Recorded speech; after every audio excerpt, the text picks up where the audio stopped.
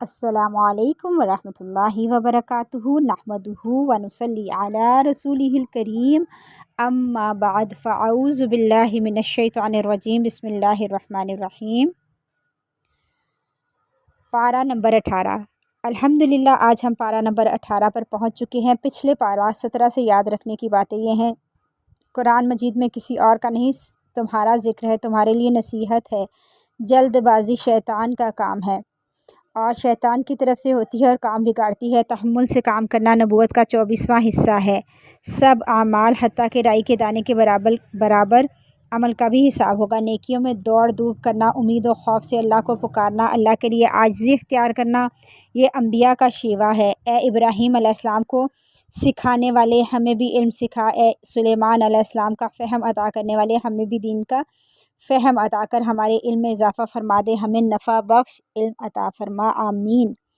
पारा 18 सूरतुल मोमिनून की शुरू की आयत में मोमिन बंदों की खूबियाँ बताई गई हैं। आयत नंबर 1, क़द अफ़लहल मुमिनून, तर्जुमा ईमानदार लोग कामयाब हुए। यहाँ ईमान वालों को खुशखबरी दे दी जा रही है कि इनके लिए कामयाबी है। कौन सी कामयाबी है? जन्नत की कामयाबी है। कामयाब वो होता है जो दुनिया में रहकर अपने रब को राज़ी कर ले और उसके बदले में आखिरत में अल्लाह की रहमत और मग़फ़िरत का मुस्तहिक करार पाए। यानी दुनिया में अल्लाह की रज़ा में जिए और आखिरत में अल्लाह की जन्नत में जिए। और असल कामयाबी आखिरत की कामयाबी है। आगे आयत में ईमान वालों यानी कामयाब लोगों की ज़ाहिरी खूबियाँ बताई जा रही हैं। आयत नंबर 2 में पहली सिफ़त बताई गई है, अल्लज़ीना हुम फ़ी स्वलातिहिम ख़ाशिऊन, तर्जुमा जो अपनी नमाज़ों में आजिज़ी करते हैं। एक मोमिन के दिल में जब सच्चा और पक्का ईमान होता है तो वो इसके अमल में भी ज़ाहिर होता है।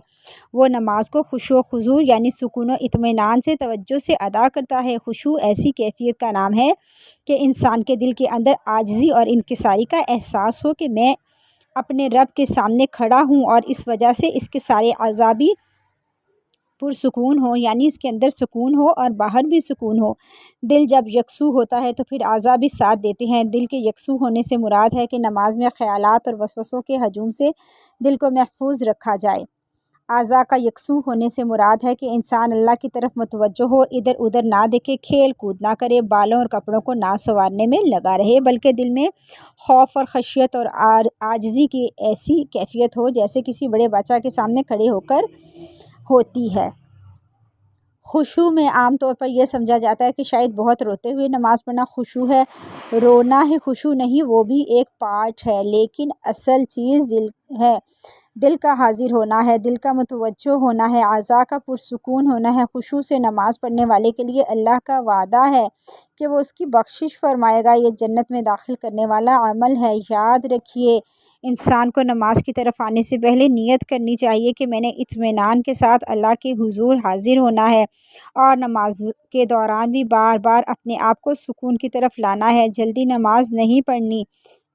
जल्दी की नमाज सुकून की बगैर वाली होती है, खुशू वाली नमाज नहीं होती। अपने नफ्स को बार बार ये याद दिलाना है कि तुम अल्लाह के सामने खड़े हो। मोमिनों की दूसरी सिफ़त है, वल्लज़ीना हुम अनिल लग़्वी मुरिदून, तर्जुमा और वो जो बेहुदा बातों से दूर रहते हैं, यानी जो फजूल, बेकार, बेमकसद, बेमानी, लाहासिल किस्म के कामों, जिन बातों या कामों का कोई फ़ायदा नहीं होता, इससे बचकर रहते हैं और अपने वक्त को ज़्यादा से ज़्यादा फ़ायदेमंद चीज़ों में गुजारते हैं। अपना जायज़ा लें।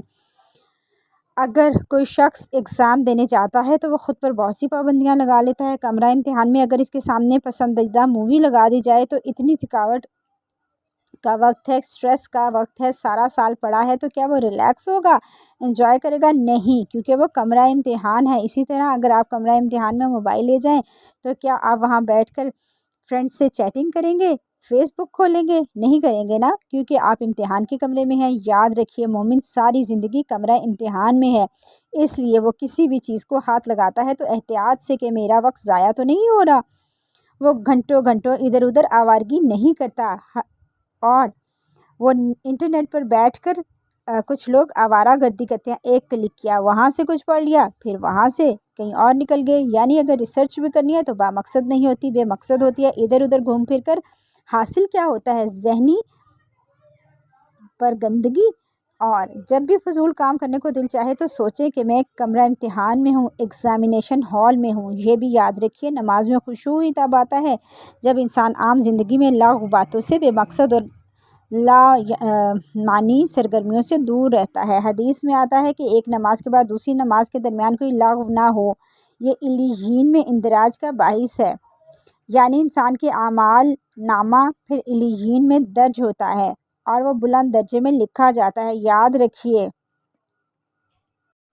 نماز سے پہلے کی جو کیفیت ہوتی ہے وہ نماز کو ریفلیکٹ کرتی ہے، نماز کے اندر ریفلیکٹ کرتی ہے۔ اگر آپ نماز سے پہلے غصے کی حالت میں کسی کو ڈانٹ کر آئے ہیں یا نماز سے پہلے آپ نے کسی کو مارا ہے، جھوٹ بولا ہے، تو پھر تو نماز میں سوال ہی پیدا نہیں ہوتا کہ نماز میں خشوع پیدا ہو۔ اس لیے ضروری ہے کہ انسان اللہ کی طرف راغب ہونے سے پہلے اپنے آپ کو، خصوصاً اپنی زبان کو، اپنے عمل کو لغو بیہودہ باتوں سے، فضول چیزوں سے بچائے، اور وہ یہ کوشش کرے کہ میں اپنے کلام میں، اپنے اعمال میں مفید چیزیں اسے شامل کر لینی چاہیے۔ اللہ ہمیں لغویات سے بچائے۔ آیت 4 میں ایمان والوں کو یہ خوبی بتائی جا رہی ہے وَالَّذِينَ هُمْ لِلزَّكَاةِ فَاعِلُونَ، ترجمہ، اور جو زکوٰۃ ادا کرتے ہیں وہ ایسے کاموں کو شروع کرتا ہے جس سے نفس اور اخلاق کی اور کردار کی پاکیزگی ہو۔ وہ اپنا پیسہ بیکار کاموں میں خرچ کرنے کی بجائے اچھے کاموں میں خرچ کرتا ہے، جیسے زکوٰۃ۔ وہ مال کی زکوٰۃ بھی ادا کرتے ہیں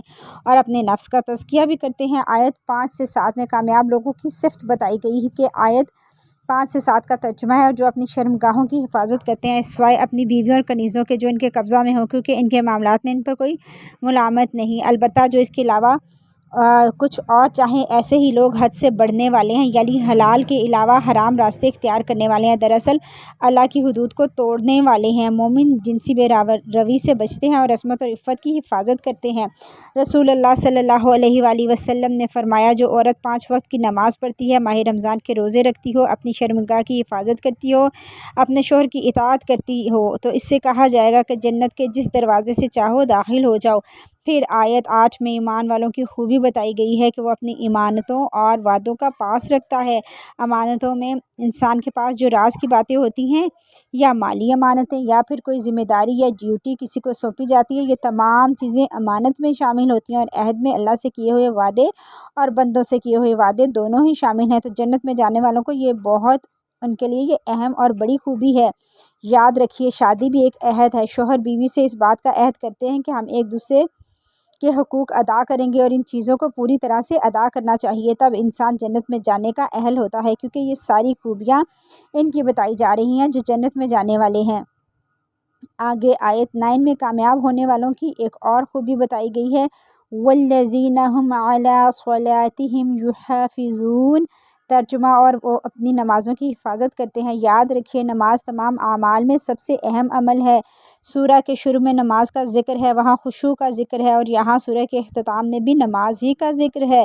یہاں نماز کی حفاظت کا ذکر ہے۔ نماز کی حفاظت سے مراد ہے ہمیشہ ادا کرنا اور ہر نماز کو اس کے وقت پر ادا کرنا۔ نماز کی ادائیگی میں کیا چیز شامل ہے؟ اوقات نماز، آداب نماز، اس کے ارکان، اجزاء، وضو کی فکر، اور نماز سے متعلق جتنی بھی چیزیں ہیں ان سب کی پوری احتیاط کریں تاکہ نماز میں کوئی خلل نہ رہے، اور اللہ ہماری نمازوں میں خشوع و خضوع پیدا کرے، ہمیں اپنی نمازوں کی حفاظت کرنے والا بنا دے، آمین۔ وہ کون سی نماز ہے جو واقعی ہمیں ہماری کامیابی کا ذریعہ بنے؟ اس نماز کی شرائط یہ ہیں۔ نماز کی شرائط کیا ہیں؟ اچھی طرح وضو کرنا، وقت پر نماز پڑھنا، اطمینان سے رکوع اور سجود کرنا، اور اس کے علاوہ یہ کہ نماز میں ہمارا دھیان صرف اللہ ہی کی طرف ہو، اور صرف ظاہر میں نہیں ہم کھڑے ہوں بلکہ دل کے اندر بھی ہماری توجہ اللہ ہی کی طرف ہو۔ مومن عاجزی کے ساتھ نماز شروع کرتے ہیں اور ساری شرائط پوری کرتے ہوئے نماز ادا کر کے اس سے فارغ ہوتے ہیں۔ رسول اللہ صلی اللہ علیہ وآلہ وسلم نے فرمایا 5 باتیں ہیں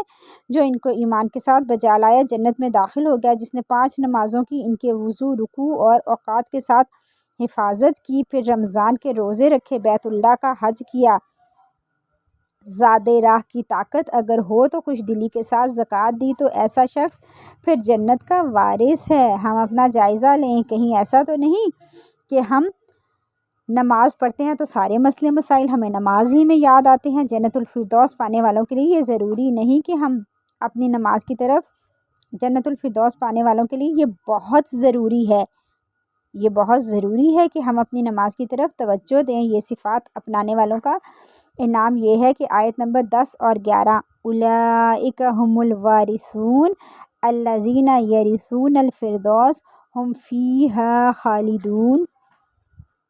ترجمہ، یہی لوگ ایسے وارث ہیں جو فردوس کے مالک ہوں گے اور اس میں ہمیشہ رہیں گے۔ جنت مومن کی وراثت ہے۔ فردوس جنت کا اعلیٰ ترین مقام ہے۔ اس کی چھت رب کریم کا عرش ہے۔ اللہم انی اسألک الجنت الفردوس۔ یہ جتنی بھی صفات ہیں جنت الفردوس میں داخل ہونے کے لیے لازمی صفات ہیں۔ یہ آپ کے اندر لازمی ہونی چاہیے، کیونکہ جنت صرف مستحب کاموں سے نہیں ہو سکتی کہ ہم اپنی پسند کے پک اینڈ چوز کر کے جو کام آسان ہیں وہ کر لیں اور ہم یہ کہیں کہ ہم تو بہت نیک ہیں اور فرائض چھوڑ دیں، اور ان سارے فرائض کا ادا کرنا بہت ضروری ہے۔ اللہ نے ہمارے لیے کامیابی کے طریقے کھول کھول کر بتا دیے ہیں، وہ راستے کہ اگر تم ان پر چلو تو کامیاب ہو سکتے ہو۔ پھر ایسا گھر ملے گا جو ہمیشہ ہمیشہ کے لیے تمہارا ہوگا، جہاں خوشیاں ہمیشہ کے لیے ہوں گی۔ آگے آیت 12 سے 16، 12 سے 16 میں آدم کی تخلیق کے بعد انسان کی تخلیق کے مراحل کو ذکر کیا گیا ہے۔ قرآن میں تخلیق کے بعد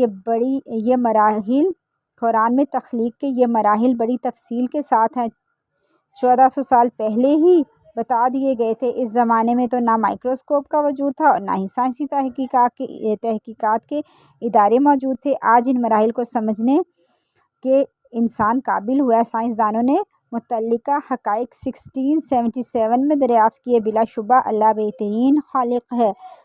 انسان اپنی زندگی کا پہلا مرحلہ گزار کر دنیا سے فنا ہو جاتا ہے۔ اس کے بعد اللہ اسے قیامت کے دن زندہ فرما کر حیات کے دوسرے مرحلے سے گزارے گا۔ آگے آیت 27 میں حضرت نوح علیہ السلام اور اہل ایمان پر رحمت کا ذکر آ رہا ہے۔ حضرت نوح علیہ السلام نے اپنی قوم کو اللہ کی طرف بلایا تو ان کی قوم نے ان کی بات نہیں مانی۔ نوح علیہ السلام نے اللہ سے دعا کی، رب انصرنی بما کذبون، اے میرے پروردگار، ان لوگوں نے جو مجھے جھٹلایا تو اس پر میری مدد فرما۔ ان کی دعا کے جواب میں اللہ تعالیٰ نے نوح علیہ السلام کو کشتی بنانے کا حکم دیا۔ آخرکار طوفان آیا، کشتی میں تمام اہل ایمان کے ساتھ دیگر مخلوقات کا بھی ایک ایک جوڑا سوار کرنے کا حکم دیا۔ پھر جب تم اور تمہارے درمیان تمہارے ہمراہ ہوں، کشتی میں جم کر بیٹھ جاؤ اور کہنا۔ آیت 28، الحمدللہ الذی نجانا من القوم الظالمین۔ ترجمہ، سب تعریف اس اللہ کے لیے ہے جس نے ہمیں ظالم لوگوں سے نجات دی۔ اور یہ بھی کہنا۔ آیت 29، رب انزلنی منزلا مبارکا وانت خیر المنزلین۔ ترجمہ، میرے پروردگار مجھے برکت والی جگہ اتارنا اور تو سب سے بہتر اتارنے والا ہے۔ نوح علیہ السلام کو نہیں پتہ تھا کہ کشتی نے کہاں جا کے رکنا ہے، تو انہوں نے دعا کی اور یہ دعا اللہ تعالیٰ نے انہیں خود سکھائی تھی، جہاں جا کر ہماری کشتی ٹکی وہ جگہ اور وہ ٹھکانہ بھی ہمارے لیے بابرکت ہو جائے۔ تو یہ منزل پر اترتے وقت کی دعا ہے۔ آپ جب کسی جگہ ٹریول کر کے جائیں تو یہ پڑھ سکتے ہیں۔ طوفان میں تمام کافر ہلاک ہو گئے اور صرف اہل ایمان محفوظ رہے۔ اللہ تعالیٰ نے نوح علیہ السلام اور ان کے ساتھیوں کو محفوظ رکھا اور جو بھی کشتی میں سوار تھے بابرکت طریقے سے اتر کر بابرکت جگہ پر ان کو عطا کر دی گئی۔ آگے آیت 57 سے 61 میں مومنوں کی باطنی صفات کا ذکر آ رہا ہے، جس میں سے ایک یہ بھی ہے۔ آیت 16، والذین یؤتون ما آتوا وقلوبهم وجلۃ انہم الی ربہم راجعون۔ ترجمہ، اور وہ اللہ کی راہ میں دیتے ہیں، جو بھی دیں ان کے دلوں کو دھڑکا لگا رہتا ہے کہ وہ اپنے پروردگار کے پاس لوٹ کر جانے والے ہیں۔ مومن ساری زندگی نیکیاں کر کے بھی ڈرتے ہیں، یعنی نیک اعمال کے باوجود بھی ان کی قبولیت سے ڈرتے ہیں۔ وہ اپنے کیے ہوئے کو کافی نہیں سمجھتے، نیکیوں پر تکبر نہیں کرتے۔ بہت نیکیاں ہو گئیں، کوئی بھی کام کریں، یا چاہے وہ مالی عبادت ہو، جسمانی یا دوسروں کی خدمت، ان کے اندر ہر وقت ڈر لگا رہتا ہے کہ وہ اللہ تعالیٰ اس کو قبول فرمائے۔ اپنا جائزہ لیں، روزہ رکھ کے ہمیں ڈر لگتا ہے کہ ہمارا روزہ ہوا یا نہیں، اور ہم تو بڑے کانفیڈنٹ ہوتے ہیں کہ ہم نے تو کچھ بھی کھایا پیا نہیں۔ یاد رکھیں، روزہ صرف کھانا پینا چھوڑنے کا نام نہیں، بلکہ لغو باتیں چھوڑنے کا بھی نام ہے، غیبت، جھوٹ، چغلی چھوڑنے کا نام ہے۔ اسی طرح نماز پڑھ کر بھی مطمئن نہیں ہو کہ ہم نے تو اتنی رکعتیں پڑھ لی، بلکہ یہ ڈر ہو کہ قبول ہوئیں یا نہیں ہوئیں۔ یہ دعا ہے کریں کہ اللہ کو پسند آ جائیں۔ اسی طرح صدقہ خیرات کرتے ہوئے بھی اس بات کا ڈر ہو کہ اللہ کو پسند آ جائے۔ کبھی بھی کسی نیکی کا غرور دل میں نہیں آئے کہ میں نے تو بہت کچھ کر لیا۔ یاد رکھیں، نیکی کرنے والوں کو اپنی نیکیوں کا مان نہیں ہوتا، انہیں لگتا ہے ابھی تھوڑا کام کیا ہے۔ جس کو یہ خیال ہو کہ ہم نے بہت کچھ کر لیا وہ تو پھر سست ہو جاتے ہیں، اور جو لوگ سست نہیں ہوتے وہی آگے بڑھ جاتے ہیں، اور وہ ہیں سبقت کرنے والے۔ اس لیے مطمئن ہو کر نہ بیٹھ جائیں کہ سارے روزے رکھ لیے، روزے ختم ہو گئے، اب یہ بھی دیکھنا ہے کہ ان کی کوالٹی کیا ہے، ہم روزوں میں کیا کرتے رہے ہیں۔ مومن سارے کام کر کے اس کے علاوہ نیکیوں میں آگے بڑھ کر اللہ سے ڈرتے ہیں کہ کہیں ایسا نہ ہو کہ ریاکاری آ گئی ہو، کوئی ایسا نہ ہو کہ کچھ حرام کی ملاوٹ ہو گئی ہو، کہیں ایسا نہ ہو ہم نے کسی کو تانا دیا ہو، اذیت دی ہو، احسان جتایا ہو، یا ہم سے فرائض میں کوئی کمی رہ گئی ہو۔ اگر نیک کام کر کے بھی وہ لوگ ڈرتے ہیں کہ پتہ نہیں اللہ کو پسند آیا کہ نہیں، اور نیک کاموں کی قبولیت کے لیے دعا کرتے ہیں، ربنا تقبل منا، اے اللہ ہم سے ہماری ساری نیکیاں قبول فرما لے، نیکیوں کا ہمیں دنیا اور آخرت میں بہترین اجر دے، اور ہمیں مزید نیکیاں کرنے کی توفیق عطا فرما۔ آگے آیت 61 میں مومنوں کی یہ خوبی بتائی جا رہی ہے۔ 61 اولئک یسارعون فی الخیرات وہم لہا سابقون، ترجمہ یہی لوگ ہیں جو نیک کاموں میں جلدی کرتے ہیں اور ایک دوسرے سے آگے نکل جانے کی کوشش کرتے ہیں، اور وہ یہ نہیں دیکھتے کہ کون کیا نہیں کر رہا، اور وہ یہ دیکھتے ہیں کہ کون کتنا کر رہا ہے، تو مجھے اس سے بھی زیادہ کرنا ہے۔ رمضان کے بعد اب یہی روٹین بنائیں، مسلسل قرآن سے تعلق قائم رکھیں، اس کے لیے کسی نہ کسی ایسے کورس سے جڑ جائیں جس کی وجہ سے آپ قرآن سے کچھ تعلق قائم کر سکیں، دنیا کے کاموں کے ساتھ قرآن کے ساتھ آپ کا تعلق مضبوط ہو، قرآن کے معنی کو سمجھیں، غور و فکر کریں، اپنی زندگی کو بہترین کر سکیں، تاکہ اللہ تعالی ہمیں قرآن مجید میں غور و فکر تدبر کرنے کی توفیق دے، اور عمل کرنے کی اور نیکیوں میں آگے بڑھنے کی توفیق دے۔ آگے آیات میں آفات سے محفوظ رہنے اور شیطان کے حملوں سے بچاؤ کی خوبصورت دعائیں آ رہی ہیں۔ آیت 94 میں بتایا گیا کہ کفار مکہ کے مسلسل انکار کی وجہ سے نبی صلی اللہ علیہ وآلہ وسلم کو پریشانی ہو گئی تھی کہ کہیں ایسا نہ ہو کہ جس کی وجہ سے پچھلی قوموں پر عذاب آئے تھے اس قوم کو بھی عذاب نہ لے ڈوبے، تو نبی صلی اللہ علیہ وآلہ وسلم سے دعا کی کہ ترجمہ آیت 93-94 پروردگار جس عذاب کی انہیں دھمکیاں دی جا رہی ہیں اگر وہ میری موجودگی پر آ جائے تو اے میرے پروردگار مجھے ان ظالموں میں شامل نہ کرنا۔ اسی طرح آیت 96 میں برائی کا جواب بھلائی سے دینے کا حکم آیا ہے۔ آیت 96 ادفع باللتی ہی احسن السیئات،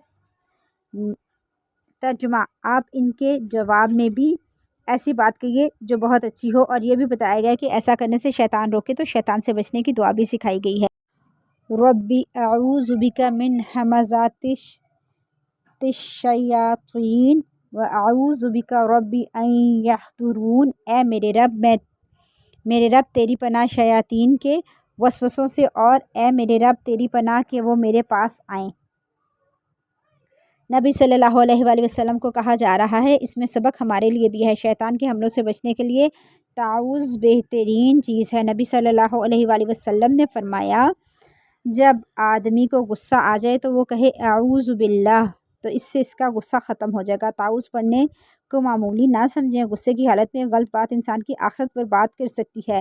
بعض اوقات ہم غصے میں بڑی بڑی سخت باتیں کہہ جاتے ہیں اور بعد میں کہتے ہیں سوری میں غصے میں تھی۔ ایسا نہیں کریں، ایسا نہ ہو کہ سارے اعمال برباد ہو جائیں۔ اللہ سے دعا کریں کہ اللہ غصے کے وقت ہمارے ہی شر سے بچائے، ہم کوئی ایسی بات نہ کریں، شیطان کی کوئی چال بھی مجھ پر اثر انداز نہ ہو۔ سب سے زیادہ شیطان انسان پر حملہ آور نماز کے وقت ہوتا ہے۔ اگر ہماری نماز درست ہو جائے باقی ساری چیزیں خود بخود درست ہونے لگیں گی۔ آیت 100 میں غافل انسان کی حسرتناک موت کا بتایا گیا ہے۔ غافل انسان پر موت کی سختی آتی ہے تو وہ اللہ سے فریاد کرتا ہے کہ مجھے کچھ مہلت دے دی جائے تاکہ میں کچھ نیکیاں کر کے موت کے بعد کی زندگی کے لیے تیاری کر لوں۔ جواب دیا جاتا ہے ہرگز نہیں، اس سے پہلے جب کوئی آفت آئی تھی تو یہ نیک بن جانے کا وعدہ کرتا تھا اور آفت ٹلنے کے بعد دوبارہ سرکشی کرتا تھا۔ اب اسے عالم برزخ میں قیامت کے واقعہ ہونے تک انتظار کرنا پڑے گا۔ آج ہمارے پاس وقت ہے لیکن آج ہم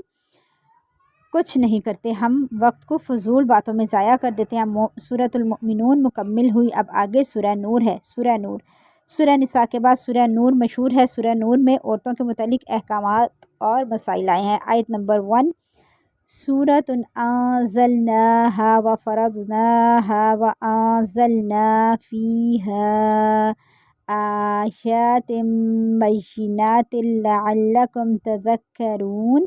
ترجمہ، یہ ایک سورت ہے جسے ہم نے نازل کیا اور اس کے احکام کو لوگوں پر فرض کر دیا اور اس میں واضح آیات نازل فرمائیں تاکہ سبق حاصل کرو۔ اس صورت میں اللہ تعالیٰ نے صاف صاف بتا دیا کہ یہ کلام اللہ کی طرف سے ہے اور سارے احکام اللہ ہی نے فرض کیے، اس پر عمل کرنا لازم ہے۔ آیت 2 سے 3 ان آیات میں غیر شادی شدہ زانی مرد اور زانی عورت کے لیے حد زنا کا بیان کرتے ہوئے حکم دیا کہ زانی مرد اور زانی عورت کو 100 کوڑے مارے جائیں۔ حد کے جاری کرنے کے حوالے سے مجرموں پر کوئی رحم نہیں کیا جائے۔ حد لوگوں کے سامنے جاری کی جائے تاکہ مجرموں کو تکلیف کے ساتھ ذلت کا بھی سامنا ہو۔ مزید یہ کہ دیکھنے والوں کو عبرت حاصل ہو اور وہ اس جرم سے اجتناب کرے۔ زنا جیسے جرم کی مذمت کے لیے ایک اخلاقی ضابطہ بیان کیا گیا ہے کہ زانی اس قابل نہیں کہ وہ کسی پاک دامن خاتون سے نکاح کرے اور زانیہ اس لائق نہیں کہ وہ کسی پاک دامن مرد کے نکاح میں اس کو دیا جائے۔ ہمارا دین حسب نسب کی بھی حفاظت کرتا ہے، حیا کا ہمیں حکم دیتا ہے، اس لیے زنا کو حرام قرار دیا۔ یہ ایسا کبیرہ گناہ ہے جس کی وجہ سے انسان کا ایمان رخصت ہو جاتا ہے، اور اگر اللہ نہ کرے اس حالت میں کوئی مر جائے تو وہ ایمان سے خالی اس دنیا سے گیا۔ زنا بہت سی خرابیوں کا سبب ہے، بہت سے گھروں کی تباہی کا سبب ہے۔ اللہ کے نزدیک زنا بہت ہی ناپسندیدہ چیز ہے۔ نبی صلی اللہ علیہ وآلہ وسلم نے فرمایا، میرے پاس 2 آدمی آئے، انہوں نے میرا بازو پکڑا اور مجھے ایک دشوار گزار پہاڑ کے پاس لے گئے۔ اچانک مجھے وہاں کچھ لوگ تھے جو بری طرح پھولے ہوئے تھے، ان سے بدترین بدبو آ رہی تھی، ان کی بدبو بیت الخلاء کی طرح تھی۔ میں نے پوچھا یہ کون لوگ ہیں؟ انہوں نے کہا یہ زانی مرد اور زانیہ عورتیں ہیں، یعنی جو زنا کرے اور توبہ کیے بغیر مر جائے، اس کا پھر آخرت میں یہ انجام ہے۔ آگے آیت 4 سے 5 میں حد قذف بیان کیا ہے۔ یہ آیات کسی خاتون پر بدکاری کی تہمت لگانے کی سزا بیان کر رہی ہیں۔ اگر کوئی شخص کسی پاک دامن خاتون پر زنا کا الزام لگائے اور ثبوت کے طور پر 4 گواہ پیش نہیں کر سکے، اسے سزا کے طور پر 80 کوڑے مارے جائیں گے اور آئندہ کبھی بھی اس کی گواہی قبول نہیں کی جائے گی، البتہ وہ اپنی اس حرکت پر نادم ہو کر توبہ کرے۔ آخرت میں اللہ کے ہاں امید ہے کہ وہ اسے بخشش مل جائے اور اخروی سزا سے بچ جائے گا۔ پاک دامن بھولی بھالی عورتوں پر زنا کی تہمت لگانا کبیرہ گناہوں میں سے ہے۔ یاد رکھیں، انسان کو کسی کے بارے میں کوئی بات ایسی نہیں سننی چاہیے اور نہ ہی اس کی ہاں میں ہاں ملانی چاہیے اور نہ ہی اس کے مزے لینے چاہیے اور نہ ہی ایسی باتوں کو آگے پھیلانا چاہیے کہ آپ کو بھی پتہ ہو کوئی شخص بہت خراب ہے اور آپ کے پاس 4 گواہ نہیں ہیں تو آپ اپنی زبان نہیں کھولیں گے، کیونکہ یہ سنگین معاملہ ہے۔ آگے آیت 6 سے 10 میں قانون لعان ہے۔ ایک شخص اپنی بیوی کو زنا کرتے ہوئے دیکھ لے اور اس کے پاس 4 گواہ نہ ہوں تو عدالت میں قاضی کے سامنے 4 بار قسم کھا کر اپنی صداقت کا ثبوت دے گا۔ 5ویں بار قسم کھا کر کہے گا اگر وہ جھوٹا ہے تو اس پر اللہ کی لعنت ہے، اور اس کا بھی امکان ہے شوہر جھوٹی قسمیں کھا رہا ہو، بیوی پر بہتان لگا رہا ہو۔ لہٰذا اگر بیوی 4 بار قسمیں کھا کر شوہر کے جھوٹا ہونے کی گواہی دے دے، پھر 5ویں بار شوہر کے سچا ہونے کی صورت میں اپنے خلاف اللہ کا غضب نازل کرنے کی بددعا کرے تو اس میں حد کا نفاذ روک دیا جائے گا۔ آگے کی آیات 11 سے واقعہ افک کا ذکر آ رہا ہے۔ یہ آیات اس بہتان کا ازالہ کر رہی ہیں جو حضرت عائشہ رضی اللہ تعالیٰ عنہا پر لگایا گیا تھا۔ غزوہ بنو مطلق سے واپسی کے دوران منافقین کے سردار عبداللہ بن ابی نے حضرت عائشہ رضی اللہ تعالیٰ عنہا پر تہمت لگائی کہ منافقین نے مل کر اس تہمت پر ایک مہم کی صورت میں پھیلانا شروع کر دیا۔ بعض سادہ لو انسان یعنی مخلص مسلمان بھی اس مہم سے متاثر ہوئے۔ ان آیات میں بہتان لگانے والے کو سخت عذاب کی وعید سنائی گئی ہے۔ سادہ لو مسلمانوں کو متوجہ کیا گیا ہے کہ انہوں نے کیوں ام المؤمنین کے حوالے سے بدگمانی کی اور ایک اور جھوٹ کو عام کرنے میں حصہ لیا۔ آیت 16 وَلَوْلَا إِذْ سَمِعْتُمُوهُ قُلْتُم مَّا يَكُونُ لَنَا أَن نَّتَكَلَّمَ بِهَٰذَا سُبْحَانَكَ هَٰذَا بُهْتَانٌ عَظِيمٌ۔ ترجمہ، جب تم نے یہ قصہ سنا تو تم نے یوں کیوں نہیں کہہ دیا کہ یہ ہمیں مناسب نہیں ایسی بات کریں، سبحان اللہ، یہ تو بہت بڑا گناہ ہے۔ حضرت عائشہ رضی اللہ تعالیٰ عنہا پر الزام لگایا جانا اللہ کے نزدیک بہت بڑی ناراضگی کی بات تھی۔ یاد رکھیے، گناہوں کو حقیر نہیں سمجھنا۔ ہم بعض اوقات کہہ پڑتے ہیں کہ چھوٹی سی بات ہے، کر لیتے ہیں، کیا فرق پڑتا ہے، توبہ کر لیں گے۔ ابن سیرین کہتے ہیں اللہ کی قسم جو گناہ مجھ سے ہو گئے میں ان پر نہیں روتا بلکہ میں ان گناہوں پر روتا ہوں جنہیں میں نے حقیر جانا، وہ اللہ کے ہاں انتہائی سنگین ہوتے ہیں۔ آیت 17 میں ہے یعظکم اللہ ان تعودوا لمثلہ ابدا ان کنتم مؤمنین۔ ترجمہ، اللہ تمہیں نصیحت کرتا ہے اگر تم مومن ہو آئندہ کبھی ایسی حرکت نہ کرنا۔ اس کے اندر ہمارا بہت بڑا سبق ہے ہمارے لیے۔ بعض اوقات ہماری زندگی میں ایسی چیزیں پیش آ جاتی ہیں جو ہمارے لیے سخت تکلیف دہ ہوتی ہیں اور ہم کہتے ہیں کاش ہم اس سے پہلے ہی دنیا سے چلے جاتے اور ہمیں یہ دن نہ دیکھنا پڑتا، لیکن اللہ تعالیٰ ایسی آزمائشوں سے بھی بندے کو بہت کچھ سکھاتا ہے۔ حضرت عائشہ رضی اللہ تعالیٰ عنہ کے بارے میں یہ آیتیں نازل ہوئی جو قیامت تک پڑھی جائیں گی۔ ان کی براءت نازل ہوئی، ان کے بارے میں بات کر کے ان کا دفاع اللہ تعالیٰ نے کر کے ان کو عزت بخشی۔ ان پر جو بہتان لگایا گیا تھا اس کی وجہ سے بہت بڑے ثواب کا حصہ ملا۔ پھر اس سارے واقعے میں مومنوں کے لیے بہت بڑی نصیحت بھی تھی۔ بہتان لگانے والوں کی سزا بھی سامنے آئی، اللہ تعالیٰ کی طرف سے کچھ قانون بھی آگے، اگرچہ یہ ایک شر تھا لیکن اس شر میں بہت سارا خیر بھی نکلا۔ ہمارا یہ رویہ ہونا چاہیے کہ زندگی میں انسان صرف خیر پر راضی نہ ہو، اگر کوئی تکلیف دہ چیز زندگی میں سامنے آ گئی ہے تو اس پر بھی اللہ سے ناراض نہیں ہو اور مسلسل یہی سوچے کہ اس پر بھی کوئی خیر ہے اور دعا کریں اللہ مجھے اس کی خیر دکھائے اور میرے دل کو حوصلہ دے دے، کیونکہ ایسے مواقع پر صبر کرنا ہی بڑا مشکل کام ہے۔ آگے آیت 19 سے 20 میں مسلمانوں میں بے حیائی پھیلانے والوں کا برا انجام بتایا گیا ہے۔ ان آیات میں ایسے لوگوں کو دنیا اور آخرت کے عذاب کی دھمکی دی گئی ہے جو مسلمانوں میں بے حیائی پھیلاتے ہیں۔ نبی صلی اللہ علیہ وآلہ وسلم نے فرمایا بے شک اللہ بے حیائی پسند نہیں کرتا، بے حیا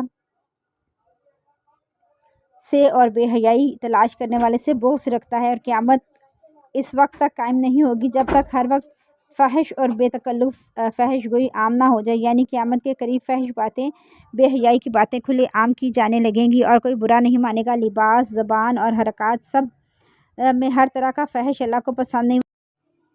آیت 23 سے 25 میں پاک دامن بھولی بھالی عورتوں پر تہمت لگانے والوں کو بدترین ان کا انجام بتایا گیا ہے کہ ان پر دنیا اور آخرت میں لعنت اور پھٹکار ہوتی ہے۔ قیامت کے دن ان کی زبانیں، ہاتھ پاؤں ان کے جھوٹا ہونے کی گواہی دیں گے۔ آگے بتایا گیا کہ اللہ نے خبیث عورتیں خبیث مردوں کے لیے اور پاکیزہ عورتیں پاکیزہ مردوں کے لیے بنائی ہیں۔ آیت نمبر 27 سے 29 میں کسی کے گھر داخل ہونے کے لیے ہدایات ہیں، کسی کے گھر داخل ہونے کے لیے دستک دی جائے اور جب پوچھا جائے کہ کون ہے تو اپنا تعارف کرایا جائے، گھر والوں کے لیے سلام پیش کر کے سلامتی کی دعا کی جائے، کسی کی بغیر اجازت کے بغیر کسی کے گھر میں داخل نہیں ہونا چاہیے، اگر صاحب خانہ ملاقات کے لیے وقت نہ دیں تو بغیر ناراضگی کے واپسی اختیار کی جائے۔ ایسے کسی گھر میں داخل ہونے کی اجازت نہیں جہاں کسی کی رہائش نہیں ہو اور وہاں پر کسی ضرورت کی فراہمی کا انتظام ہو۔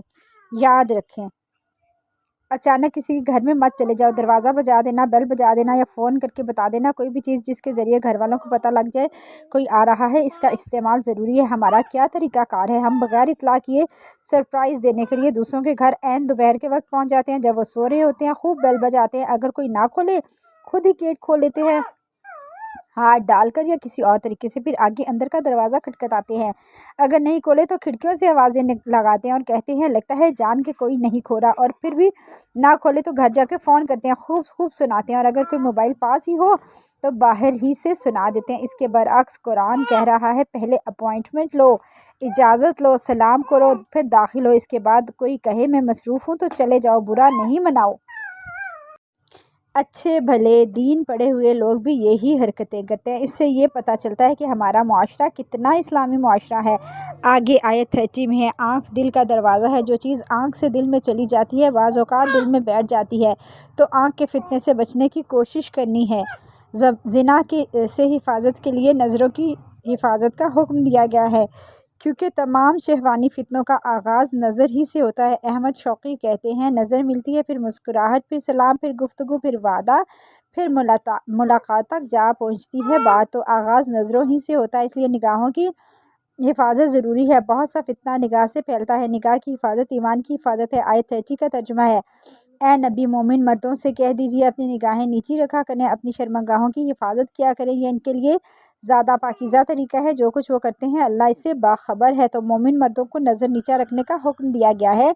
اس کا یہ مطلب ہرگز نہیں کہ انسان کسی بھی چیز کو نظر بھر کے نہیں دیکھے، راستہ چلتے ہوئے بھی دیکھنا ہے، काम काज करते हुए भी देखना है। मतलब ये कि जिन चीज़ों की तरफ देखना हराम है इनसे निगाहों को नीचे रखा जाए। मसलन अपनी बीवी और महरम रिश्तेदारों के सिवा मर्दों के लिए बाकी औरतों को घूर घूर कर देखना, बार बार देखना मना है।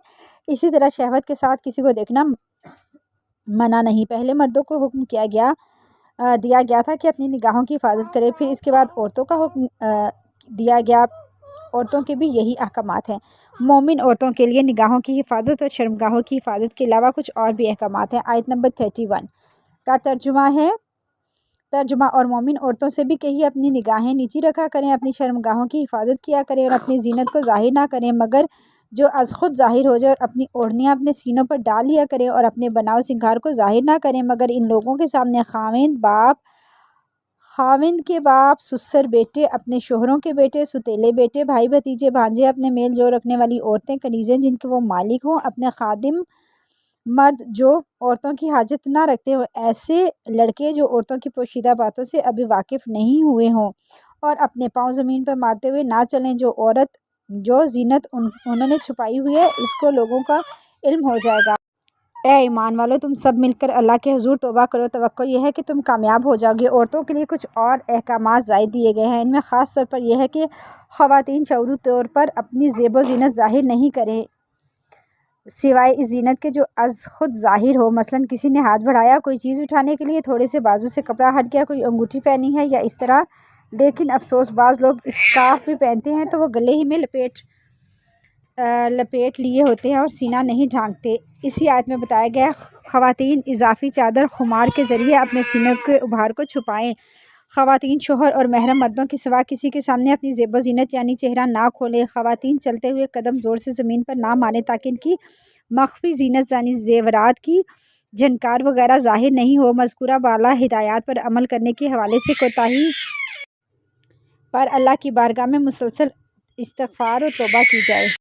याद रहे, औरत की ज़ीनत और ज़ेब व ज़ीनत, चाहे इसका जिस्मानी हुस्न हो या इसका लिबास या मेकअप, ये चीज़ें मर्द के लिए अट्रैक्शन का बाइस होती हैं, जिसकी वजह से बहुत सी माशरती ख़राबियाँ पैदा होती हैं। अपनी ज़ीनत को गैर मर्दों के सामने ज़ाहिर नहीं करें। आयत 35 आयत नूर है। इस आयत में मोमिन के दिल में अल्लाह पर ईमान को एक मिसाल से वाज़ह किया गया है। नूर ईमान इस तरह से है कि जैसे एक कंदील में चिराग को खालिस रोग़न ज़ैतून से रोशन किया गया हो। जैतून ऐसे दरख्त का हो जो बाग के बिल्कुल बीच में होने की वजह से सूरज की रोशनी सारा दिन जज्ब करता हो। इसके लिए रोगन में जला देने की सलाहियत इस कदर हो कि दूर ही से आग को पकड़ ले। इसी तरह जिस शख्स की फितरत का रोगन आलूदगी और तासुब से पाक हो, वो अल्लाह की तरफ से आने वाली दावत को कबूल करता है और इसका दिल नूर ईमान से जगमगा उठता है। ये मिसाल जो अल्लाह ने बयान की है दरअसल मोमिन के हालात की मिसाल है। मोमिन का दिल जो है अल्लाह के नूर से मुनव्वर है। अल्लाह ताला ने इसे फितरत पर पैदा किया।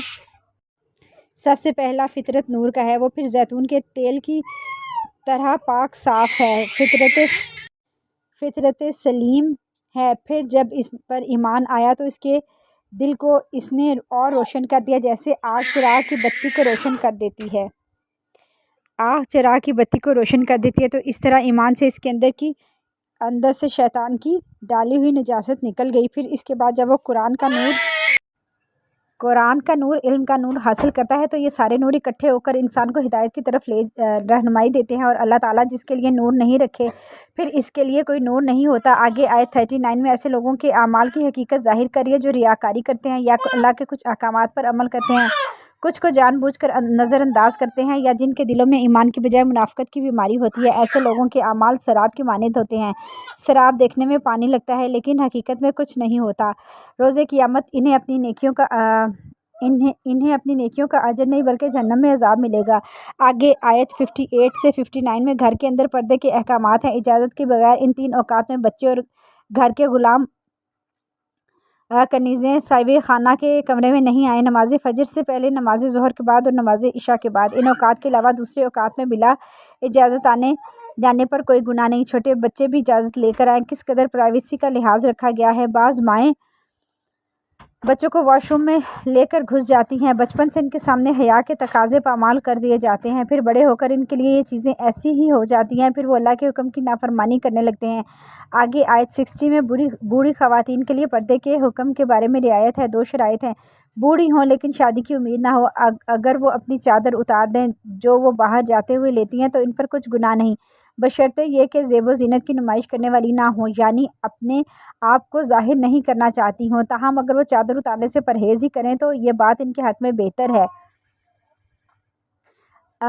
अल्लाह सब को सुनता है, जानता है। जो ख़वातीन बलूगत से पर्दे का एहतमाम करती हैं वो बुढ़ापे में भी इस पर कारबंद ही होती हैं। आयत 61 में है, जब सूरह नूर में जब घर के अंदर के पर्दे के अहकामात आए तो सहाबा कराम रज़ी अल्लाह ताला अन्हु ने दूसरे के घरों में जाना ही छोड़ दिया। इस आयत में उन्हें इजाज़त दी गई कि अपने रिश्तेदारों और अहबाबों के घरों में जा सकते हैं, वहाँ खाना खा सकते हैं, बशर्ते ये कि महरम और नामहरम की तमीज़ और पर्दे के अहकामात का ख्याल रखा जाए। किसी भी घर में दाखिल होते हुए घर वालों के लिए दुआ की जाए, अल्लाह उन्हें सलामती और पाकीज़गी अता फ़रमाए। सूरह फ़ुरक़ान, बिस्मिल्लाहिर्रहमानिर्रहीम। फ़ुरक़ान के मानी और हक़ व बातिल में फ़र्क करने वाली किताब है। आयत 1 से 3 में बताया गया, अल्लाह ने अपने बंदे नबी सल्लल्लाहु अलैहि वसल्लम पर ऐसी किताब नाजिल फरमाई जो हक़ और बातिल में तमीज़ करने वाली है, ताकि वो इसके ज़रिए तमाम जहान वालों को ख़बरदार कर दें। और आसमानों और ज़मीन की बादशाहत अल्लाह ही के इख्तियार में है। अल्लाह की कोई औलाद नहीं, अल्लाह के साथ इसके इख्तियार में कोई शरीक नहीं। अल्लाह ही ने हालत चीज़ को बनाया और इसकी तकदीर भी तय फरमा दी। अल्लाह ताला के सिवा जिन माबूदों को पुकारा जाता है उन्होंने कुछ भी नहीं बनाया, वो तो ख़ुद मखलूक हैं और अपने हवाले से किसी नफ़ा नुकसान का फ़ैसला नहीं कर सकते, ना ही अपने जीने और मरने पर इख्तियार रखते हैं। आयत 12 से 16 में है, बदतरीन जहन्नम जिसे दूर से ही जब काफिर देखेंगे तो वो जोश से उबर ही होगी, धाड़ ही होगी। जब इसमें दाखिल होंगे तो इंतहाई तंग जगह में होंगे और बाहम जंजीरों में जकड़े हुए होंगे। अब वहाँ मौत को पुकारेंगे, कहा जाएगा एक नहीं अब कई मौतों को मांगो, अल्लाह हमें जहन्नम की आग से महफूज फरमाए। आला तरीन जन्नत जो मुत्तकियों के लिए हमेशा का ठिकाना होगी, वह जन्नत में जो ख्वाहिश करेंगे पूरी कर दी जाएगी। ए अल्लाह हमें तमाम वो नेमतें अता फरमा जिसका आपने हमसे अपने रसूलों के ज़रिए वादा फरमाया है। अल्हम्दुलिल्लाह। पारा 18 मुकम्मिल हुआ। अल्लाह ताला हमारी गलतियों को अपनी रहमत से मुआफ़ फरमाए और हमें हिदायत अता फरमाए। व आखिरुद्दावाना अनिल हम्दुलिल्लाहि रब्बिल आलमीन।